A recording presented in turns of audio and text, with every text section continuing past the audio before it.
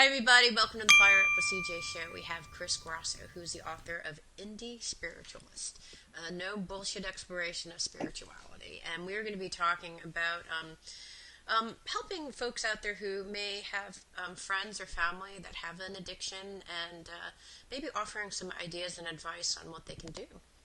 So, welcome. Thank you so much for having me, CJ. It's a pleasure to be here. So when you talk about this in your book, and this is not, just to be clear, this is a book about you, which includes your addictions, but it also has these wonderful passages about your ideas on spirituality. It also has also reflects your musical background as well. So Mm, I wanted to talk about the addiction part because that's just so relevant right yeah, now. sure. And actually, I have a friend who's suffering right now, and it's Mm, hard. It's really hard to see someone suffering.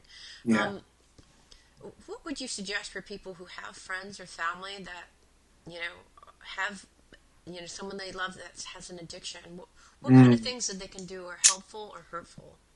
So a really great question because I've seen so many people, that struggle with that. My own family firsthand, Yeah, and it's hard. And one of the recurring messages I get from the book, the people who write me, is I get a lot of messages from mothers actually who's have a son or daughter that's struggling and they don't know what to do. hmm, And it's always hard for me to write back and answer that because there's no wonderful, like, happy answer to that question. The most important thing I think that anyone can do is to educate yourself about addiction. Find out what it's all about. It's very, I remember watching my parents and their frustration in the beginning and their struggle with trying to understand and not knowing what was going on and why couldn't I just stop. And that's not unique. That's what most people go through, yeah, friends or family. And so educate yourself. There's a lot of great online resources. There's great books. There's no shortage of information out there. There's Al-Anon for families of alcoholics meetings, support group meetings, and Nar-Anon, which is the Narcotics Anonymous version. So there's many different things people can do.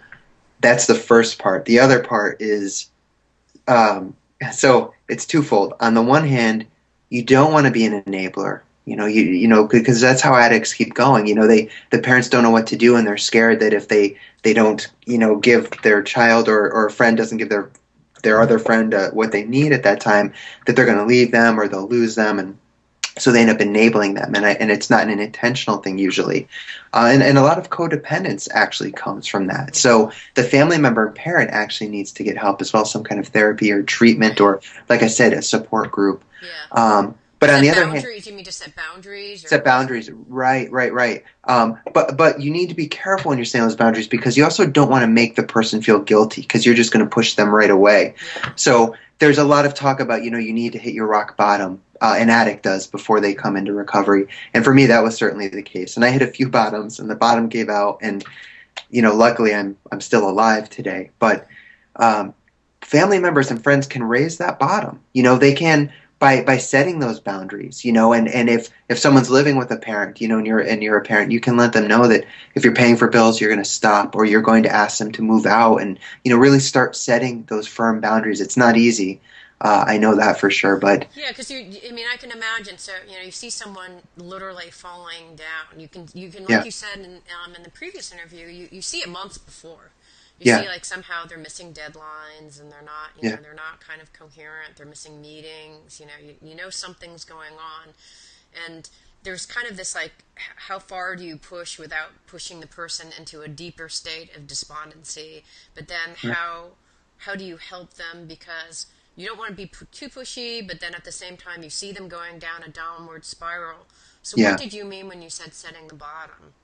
I mean, I know that setting boundaries, like, okay, you can stay in this house as long as you're drug free, alcohol free, Right. and I'm happy to get you treatment and all the different things to help you get there. But if there's a relapse, I'm going to have to ask you to find a different place to live. Like, Yeah. that's one setting Sh- boundary.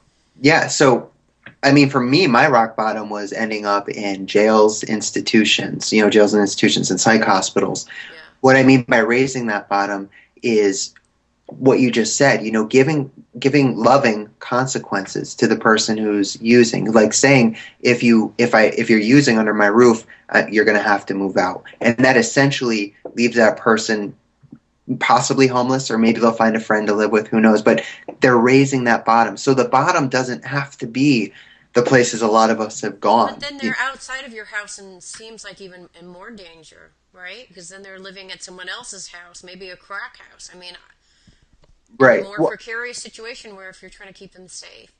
right. Well, that's where you want to bring other friends and family members together. And I'm not saying necessarily an intervention, though interventions can be very beneficial. But you need to, I'm assuming you're going to know who your loved one's friends and family members Yes. are that they're going to turn to. So you don't want it to be a one on one or a two-on one thing. You want to have the care and Like a concern. big circle of concern. Yeah, right. Okay. But in a loving, care and concern way.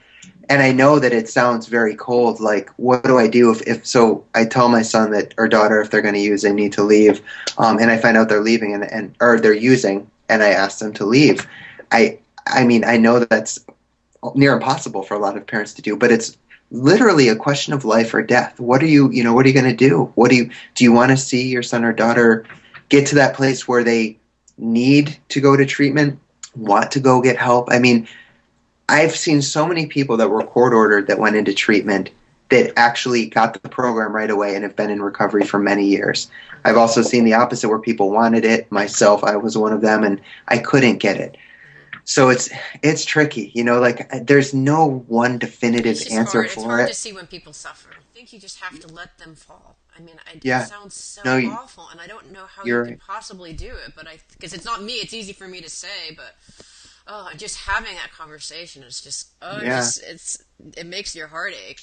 But It's awful, but it is a truth. Some people just can't get it no matter what, and you really literally have to do that. And I know. and they need to take care of themselves too. Family members are ravaged by addiction, because they're being torn up watching their loved one, and they stop taking care of themselves, and they need to take care of themselves. Yeah. It's a horrible thing across the board. Yeah.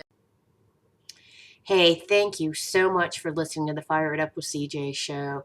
I hope you enjoyed the show and that you learned something or found something that you'd like to try out. It means so much to me that you're listening to the show and love your support in any way by giving me comments below or to subscribe to the show or share the show with friends. Thank you again for your support. Love and blessings.